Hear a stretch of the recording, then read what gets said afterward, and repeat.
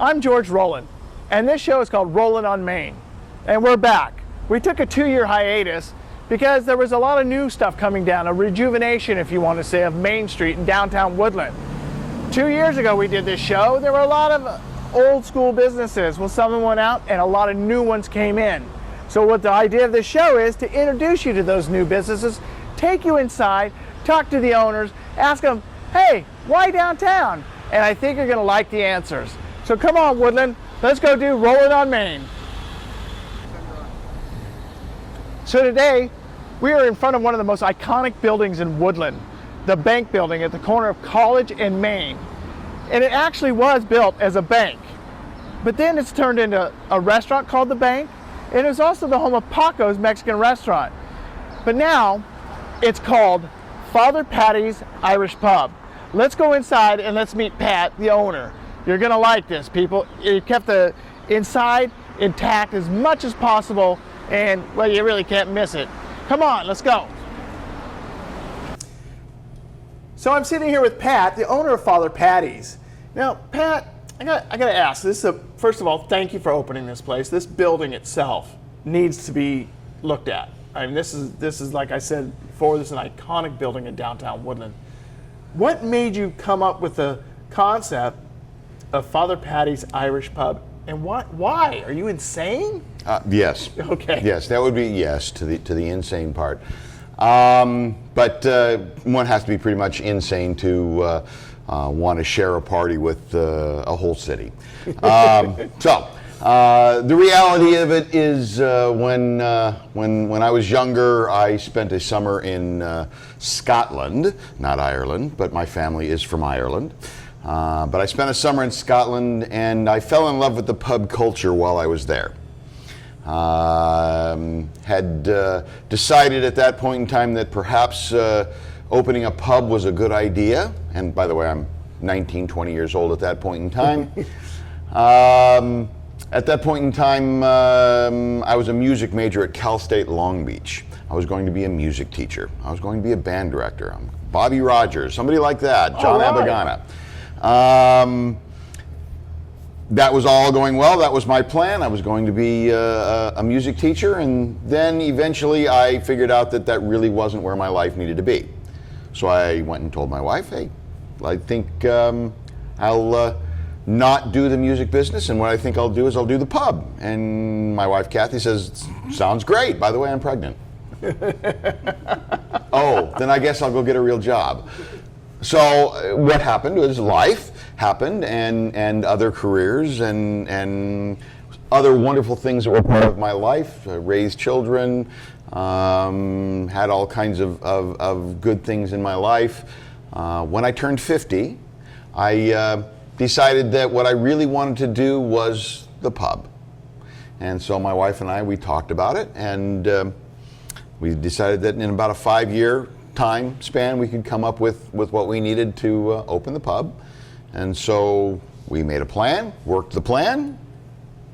5 years later, by the way, I turned 55 in December, and we took possession of this in January. So the answer was I really, really, really wanted to do the pub. My family is Irish. An Irish pub is an attitude, not a place. I felt that the attitude was the right thing at this point in time in where Woodland is and needs to be. Great, great. You're a great addition to downtown. Now I got to bring up a fact, because I like beer, maybe a little bit too much. I like beer too. Yeah, and you have some great beers here. Bass and the Harp, two of my favorites. When I go to San Francisco, Yeah. I go to a bar, and that's what I have. And I can't find it here in Woodland. So, thank you very much. Well, you're you're saving welcome. me a You're ton of welcome. money. Oh, but I can take it from you back. Well, you do a good job of that thank too. you, yes, Yeah. And this device is called an Irish coffin box. And if you take a look at it, it has kind of the entrapments of a coffin. But what it really is it's a table, okay? And what it has to do with Guinness and the pouring of a Guinness. And the proper pour of a Guinness is done in stages. And so when you pour the first pour of a Guinness and you stop it, you put the Guinness up on top of this table. Oh, okay. Okay. And from there it does its settling and actually forming the head on top. And then when it's done its settling, then you can pull it back off the top and then finish out the pour so that you can then hand it to somebody with a proper pour. Oh, perfect. Okay, so there's a reason for that. There's a purpose for this thing other than the beautiful look of wood. Right. Now this is the norm in an Irish pub? It is a very common thing in an Irish pub, okay, yes. Is this Irish coffee the norm in an Irish pub? Absolutely. Okay, so what I'm getting a sense of is there's a lot of authenticity here in this pub, right? We are doing our best to make an actual pub feel. Now, a pub is an attitude, not a place. Okay. Okay. Okay. And that attitude has everything to do with community and comfort, a non-hurried feel. It's a pub is a place you hang out. We've all seen the show Cheers. Sure. Okay. And the show Cheers is an actual Irish pub in Boston. Okay. And when everybody yelled Norm, that's because everybody was comfortable with Norm. You walk in, we yell, "Hi, George." Yep. Right? Yep. "Hi, George." Yep. And George feels comfortable wherever he is. If he's sitting at the bar, if he's sitting at a table, it's just a matter of a chance to actually just relax. Right. Talk to your friends in the community. Talk to your friends in the community. A pub is the original Facebook. Okay. Okay. I like it. How did you get information of what's going on around you? You popped into your pub, you grabbed a pint, and you listened to what was going on. Right. And you have food here, and I got to tell you, I came here opening day, and I got the surprise of my life. Your clam chowder. Oh. It's some of the best clam chowder, and I lived at the coast for a few years. You kicked their butt. Well, I'll be honest with you. It's all my recipe. No. I have is a fantastic chef. Justin Severson is my chef, and he has an incredible sense of balance of flavors. He's got a great imagination. I handed him recipes, things from my family, things from the past, just things from research, things that we've made. And he looked at them and said, these are really good. I can fix them. And he did. Very good. And he did. Yeah. Something as simple as we have meatloaf. We don't have hamburgers, we have meatloaf. And I handed him my family recipe. And he went, yeah, okay, let's make it better. And he has. The clam chowder has definitely got his touch on it. Something like our fish and chips. Our fish and chips have are a beer battered. We start with fish.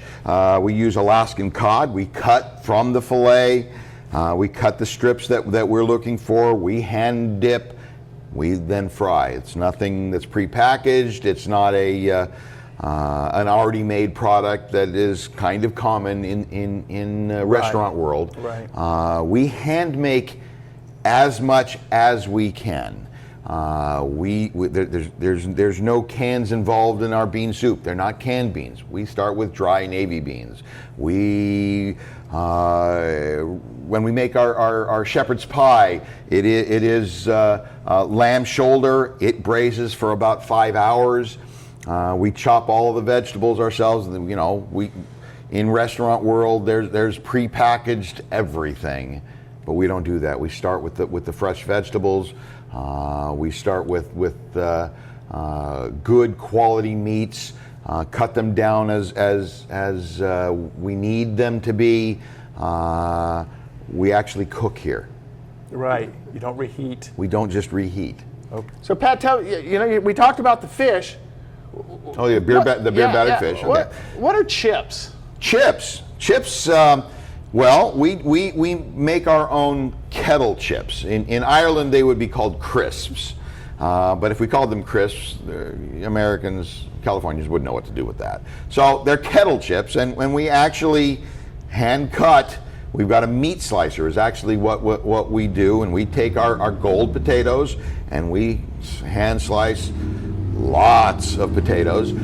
We do a double fry on those, and we get they're topped with salt and pepper. So every day we are hand making our own potato chips. We don't do any French fries. If you want some French fries, there's a whole bunch of places in town. Go down to Burger Saloon. They make absolutely fantastic burgers. They make absolutely fantastic French fries. So we're doing something a little unique with most of our sandwiches, with our fish and chips. You get kettle chips.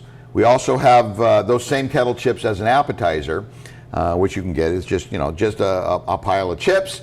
We also do some toppings on them. We do a balsamic a glaze with blue cheese crumbles on it. That's a fantastic way to eat chips. We also do a variation on a baked potato with our beer cheese and bacon and some sour cream on top of it. That beer cheese, by the way, goes with pretzel bites that we fry up to order. So the nice hot pretzels that you can dip into our beer cheese. And yes, it has Murphy's Red in that beer cheese. I'll be darned. Yeah. Good. Correct. And every now and then we will run out of something. We'll run out of shepherd's pie. Okay, well, we ran out of shepherd's pie because we sold plenty of shepherd's pie, and I'd love to turn around, just go grab out of the freezer and defrost it and go. But that's not what we do. We make a new batch. And sometimes, we had a situation last week where we did run out of shepherd's pie. And the shepherd's pie, the lamb normally takes about 5 hours. Well, this particular one took 7 hours to be right.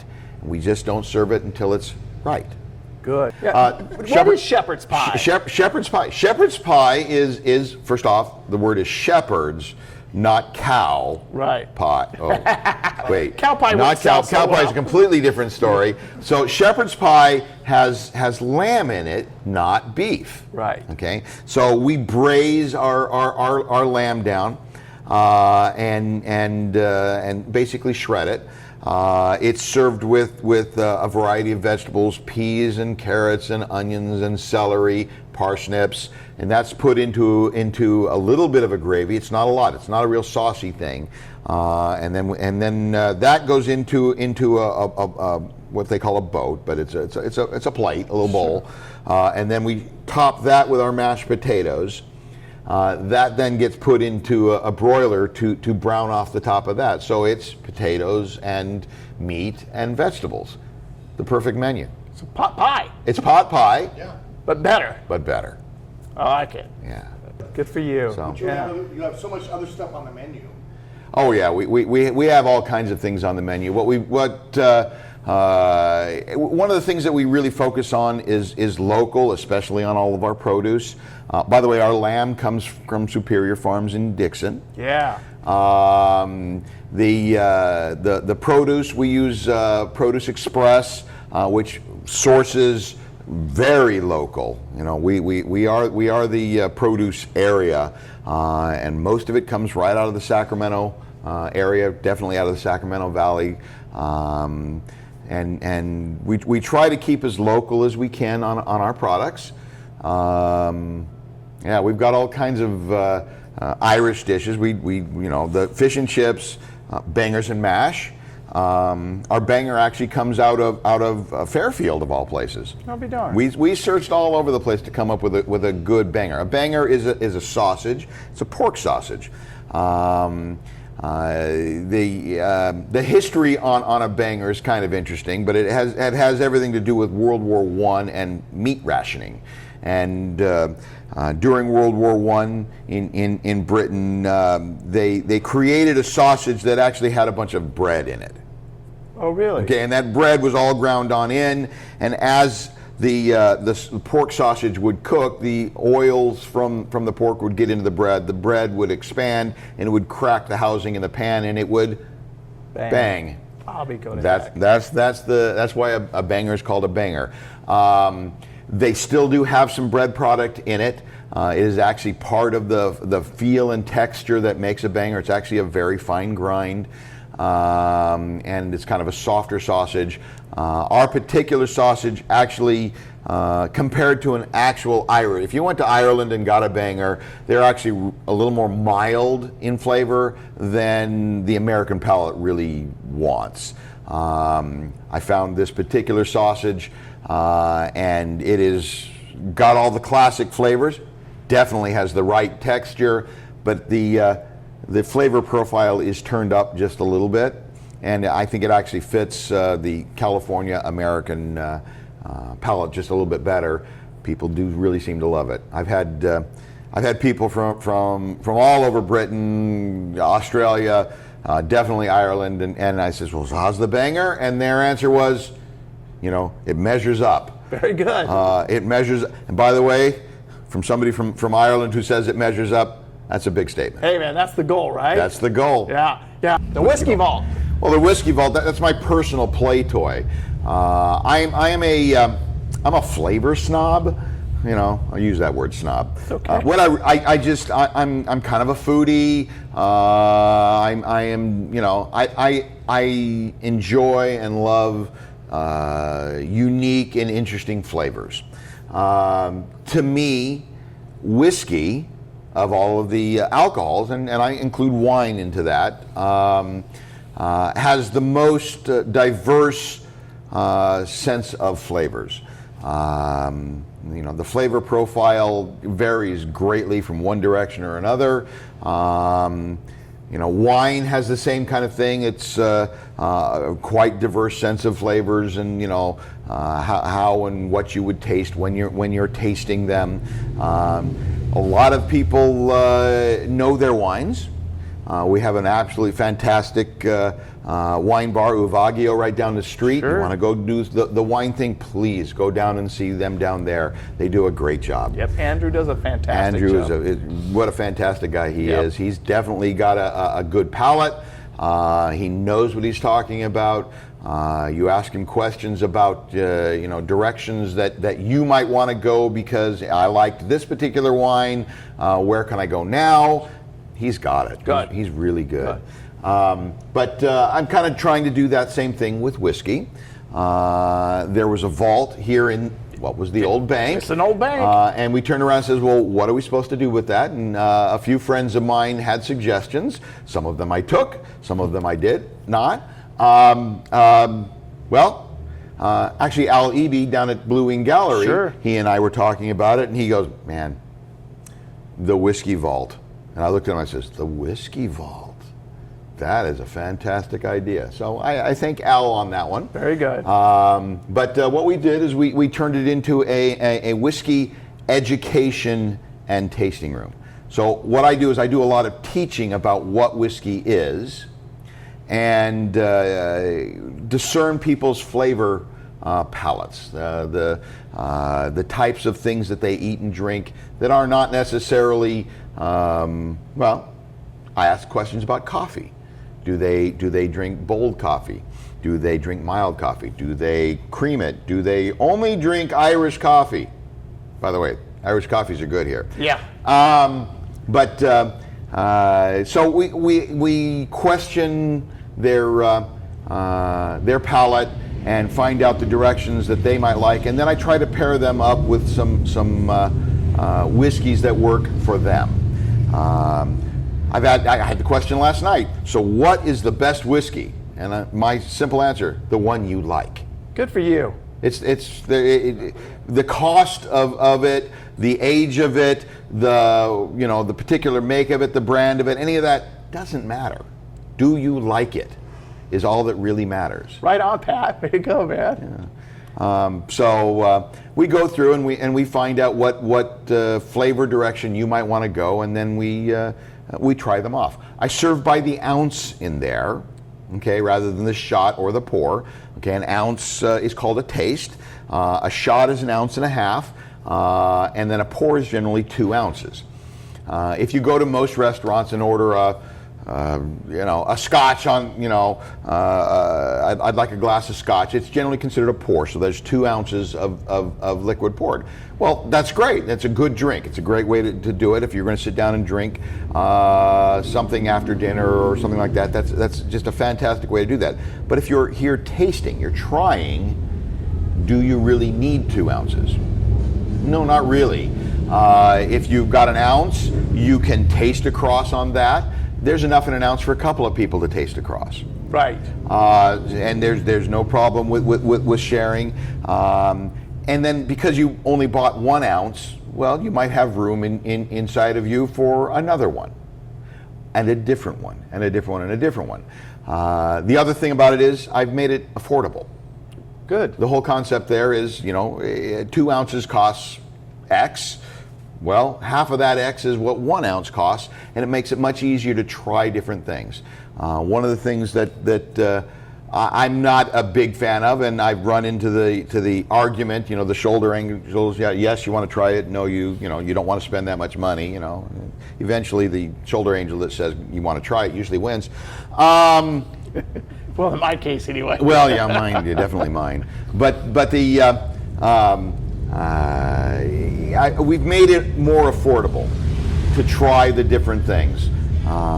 So I mean, that's the goal, and people have gone beyond their normal, regular, if they're a whiskey drinker, normal and regular things that they would normally try. I give them a chance to try something new, something interesting. Sometimes it's lateral, sometimes it's up the scale, sometimes they've been drinking something because they think that's the better one, and what I find is something, I want to use the word lower, but probably less money, actually fits their palate better. Right. So it's kind of like an educational resource. Absolutely. It's teaching is what I love to do. Yeah, and that makes it okay. Yeah. Remember, I was going to be a music That's right. Now teacher. You're a whiskey teacher. I'm a whiskey teacher. I like that. They didn't offer that in college, did they? No, they didn't. No. Strange. I tried. Yeah. I tried. Now they got beer and wine. They got beer and wine. Yeah, true. Now they got to have whiskey. Hey. What a concept. What a concept. I tell you. Now I'm looking around, and we were talking about how a pub is a public house. That's exactly what it means. Yeah. Public house. Yeah, and I'm looking in the corner, and I see like a communal area, almost like a lounge area. Yeah, it's a living lounge room. with couches and chairs and games and books, and Yep. so you can come in, get yourself a glass of whiskey, sit up in the lounge, Absolutely. relax, read a book, Drink a pint, or drink a nice glass of pint, wine. or have some. What was it that we were talking about once before? The lemon dessert. The lemon meringue pie. The lemon meringue pie. My daughter Anya is our baker. She comes in 4 o'clock in the morning, and she bakes our Irish soaps, and she also makes our desserts. We have several pretty fantastic desserts. We're adding to that. We're going to do some more seasonal items. But right now we've got a lemon meringue pie that gets served in a little mason jar. Right. And people look at it. We say, "Would you like some lemon meringue pie?" And it shows up in a glass, and they just kind of scratch their heads, and then they dig into it and they find out. Yeah. Yum. Yeah. Yum. Yeah. Talk about locally sourced fruits and vegetables. Absolutely. Yeah. Where do those lemons come from? Those. Some of those lemons come from my house. Okay. I personally own probably the most prolific lemon tree, possible. It is always year round. There's lemons on my tree. I'll be darned. It just produces constantly. Yeah. So. Well, locally sourced is the big thing now. Locally sourced is a big thing. It doesn't get any more local than that, does it? No, it doesn't. No, and now I've got to bring up little stage over there. Yep. And you have music. And what kind of music do you have? Oh, well, on generally Fridays and Saturday evenings, 7 to 9, or 7 to 10 o'clock at night, we generally have local bands, and when I say local, I include Sacramento in that mix. Yeah. But a wide variety of music. We've got traditional Irish groups. We've got traditional rock groups. Okay. Tonight we actually have Roadhouse 5. Definitely, Sure. Roadhouse 5 Woodland. is a Woodland local classic rock band. Last night we had a duo that's out of Sacramento that played a wide variety of covers.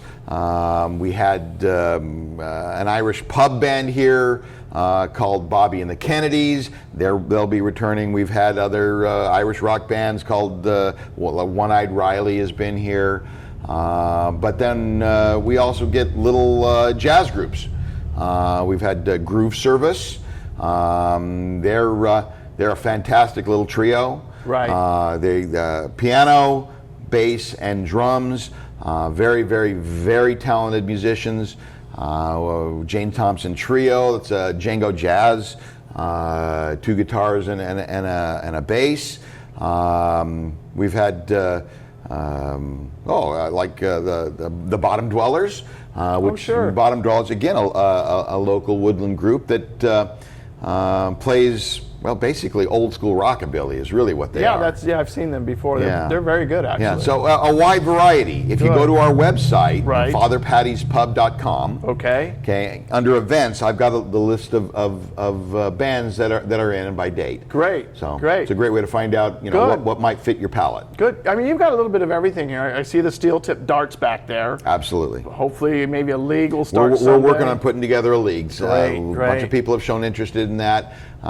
We're thinking about one evening a week during the week, probably Thursday Sure. is what we're looking at to put together an actual dart league. I've got 3 actually tournament quality boards.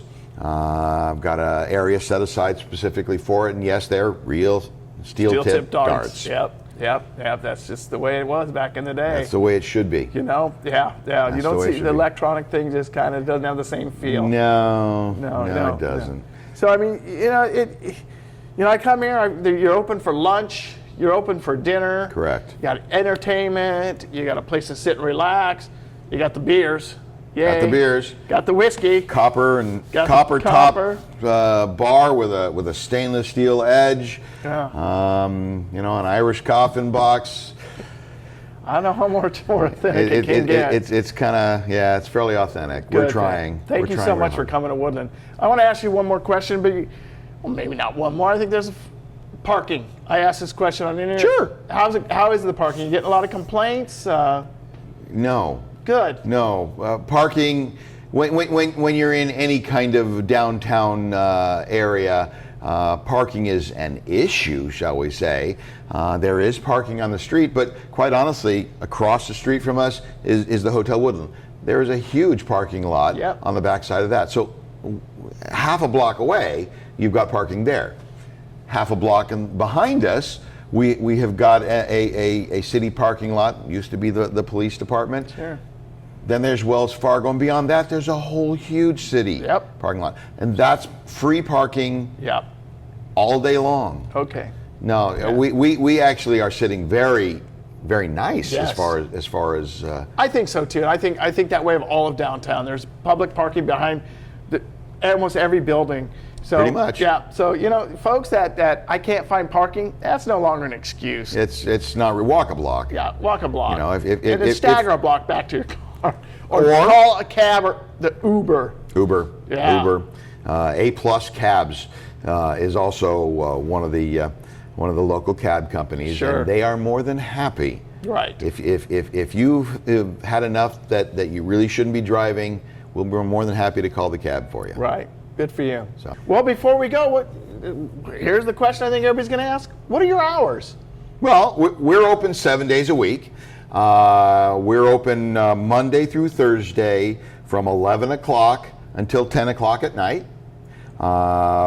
Friday and Saturday, we're open from 11 o'clock in the morning till 11 o'clock at night. And then on Sunday, we're open from 11 o'clock again until 9 o'clock at night. Right. So you're not a late night place. We're not a late night place. The city needs some place to hang around, be entertained, have a good time and gather. Eventually, you need to go home. Right. Go home and enjoy where you live and all that. You don't need to stay out all night long. Nothing happens good after. Nothing good happens after 11 o'clock Right. in an alcohol environment. Right, there you go. All right, Pat, I'm going to keep drinking my little Irish coffee. It's pretty good. Sláinte. Thank you, sir. All right, okay.